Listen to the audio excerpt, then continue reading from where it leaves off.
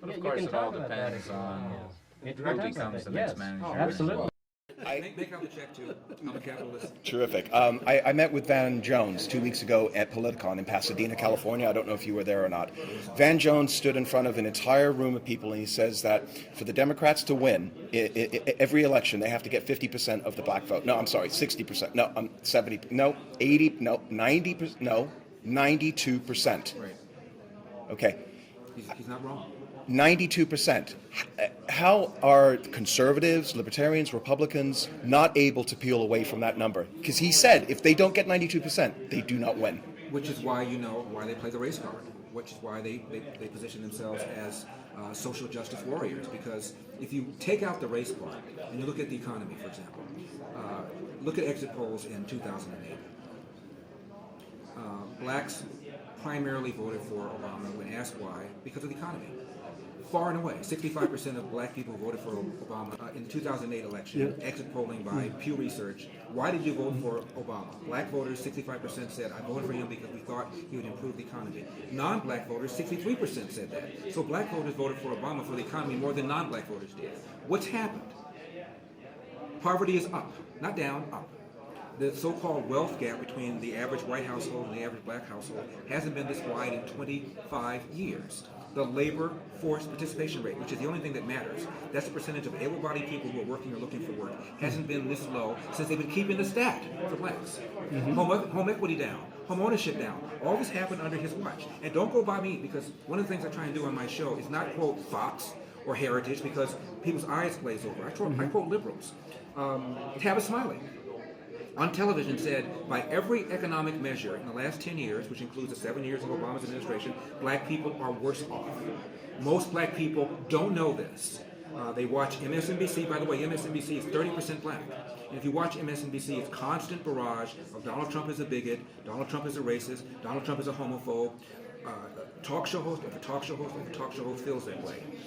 And they are brainwashed. They don't have the information.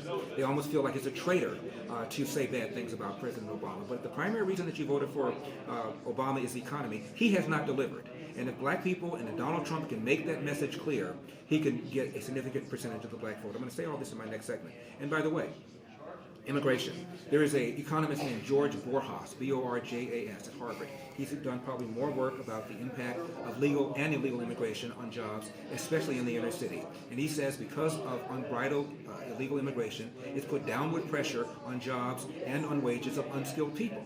So Donald Trump is the one talking about doing something about the borders and doing something about illegal immigration. Nobody else is. So those are two things that Donald Trump can bring to the table and cause black people to rethink their assumptions. Very good.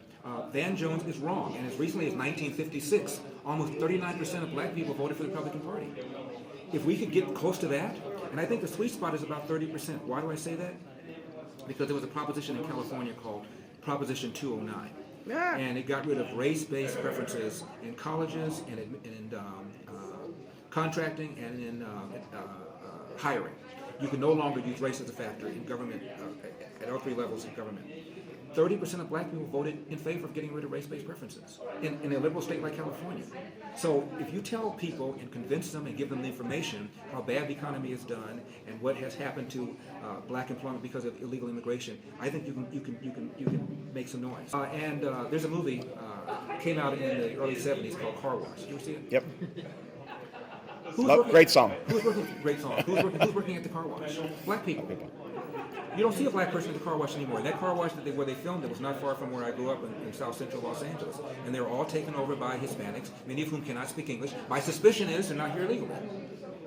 So Now, part of that is also the work ethic has changed because of the welfare state, because of all the social safety nets. So a lot of people can afford not to take a job because they'll get other benefits. So we've corrupted their work ethic with the welfare state, taken jobs away from them because of illegal immigration, and caused women to marry the government. And men to abandon their financial and moral responsibility with the welfare state. In 1965, 25% of black kids were born outside of wedlock. The number now is 73%, and it's ghastly. And that's been done by the welfare state, largely pushed by Democrats. Lyndon Johnson said, and this is in a book by a guy named Ron Kessler, it's unconfirmed, but Lyndon Johnson was on an airplane with two other Democratic politicians. And he said, once the effects of my social welfare programs are realized by black people, we'll have these niggers voting for us for the next 200 years. End of quote. And they've done so. And by the way, the big switch did not happen in the South, not happen because of the Civil Rights Act. The big switch, all Republicans, all blacks voted Republican, of course, initially because it was party of Lincoln. But that changed in the New Deal because of all these benefits that were offered to black people. So benefits have been offered to black people under the illusion that you're going to be better off when in fact all it does is create dependency. How does, okay, so you're here at Freedom Fest. Mm-hmm. There's Politicon, there's and Van Jones and Mark Lamont Hill and Michael Eric Dyson and the whole cabal of these good-looking, well-dressed, well-paid black so-called leaders is doing a great deal of damage in this country. I mean, Martin Luther King wanted us to be evaluated based upon our content of our character. Right. These people want a color-coordinated America. They want race-based preferences. They want affirmative action. They want universities to have ethnic diversity, not ideological diversity, but ethnic diversity, and they're doing a lot of damage. I think the civil rights movement went off the track when blacks went from demanding equal rights to demanding equal results. Results you have to work for. Equal rights you are entitled to by God, but not equal results. And this is a whining and a pandering and a blaming of racism and Jim Crow that to me is almost insulting and has robbed black people of self-esteem and work ethic. And people like Van Jones and people like that to me are leading that movement. So how does the tide get turned? Tell the truth. Like what I said. You said tell the truth, but who's listening? And how do you get them to listen when people are so intellectually shallow today? Well, that's a higher question for me, but I can tell you when I talk, and it happened yesterday, a gentleman came up to me who was white, and he said, you can say these kinds of things, but I can't. I said, why can't you? The fact that you're not saying them gives people the impression that they're true. When you are falsely accused of racism and you don't say something, you are guilty of it. I wrote a book called The 10 Things You Can't Say in America. I have it. My first chapter is blacks are more racist than whites. Not just out of feeling, but I looked at polling data. Blacks, when polled by Rasmussen, between blacks, Hispanics, and whites, blacks said they were more racist than those two. So they're safe. The second chapter is white condescension is as bad as black racism. And that's when people are falsely accused of racism, and rather than defend themselves, they go into a fetal ball and hope that the moment goes away. Quick anecdotal story about that. I have a friend who works for an insurance company. Her boss is white. My friend is a person of color. And his son was reading my book. His son had hurt his arm one day, 7th grade, and the PE teacher gave him permission to sit on the floor of the gym and read the book. I have my face on the book jacket. A black kid comes up to this white kid and looks down at him, sees the book jacket, and says, "Is that Larry Elder?" And the kid goes, "Yes." He says, "You're reading his book?" And the kid goes, "Yeah." He says, "Do you like him?" And my friend's father said his son started to lie and say no because of the way the kid asked the question, his tone. But he had just read my second chapter. So he said, "Yes, I do like him." And the black kid went, "Me too, I think he's cool." Tell the truth. Me too, I think he's cool. Tell the truth. Yeah. Once people are there's an old line, a mind once expanded never returns to its original size. When people realize that they've been lied to and duped, they get pissed. And they become true believers.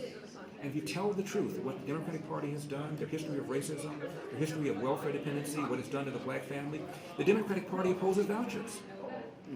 I went to Crenshaw High School. I just read an article in the LA Times, front page a couple of years ago. People at my high school, only 3% could do math at grade level. That's up from 2% the year before. Who sends their kid to a school like that? If you have an option, you won't. The Democratic Party will not let a black or brown parent say, "I'm not sending my kid there. I want a voucher to take my kid somewhere else." The Democratic Party is adamantly opposed to that because they are 100% bought and owned by the teachers union. Republicans want them to have vouchers. That alone is something Republicans ought to be talking about. That would be a Alone. A black kid today is less likely to be born under a roof with his biological mother and biological father than slavery, when marriage was illegal. We have done more to damage the black family than slavery did.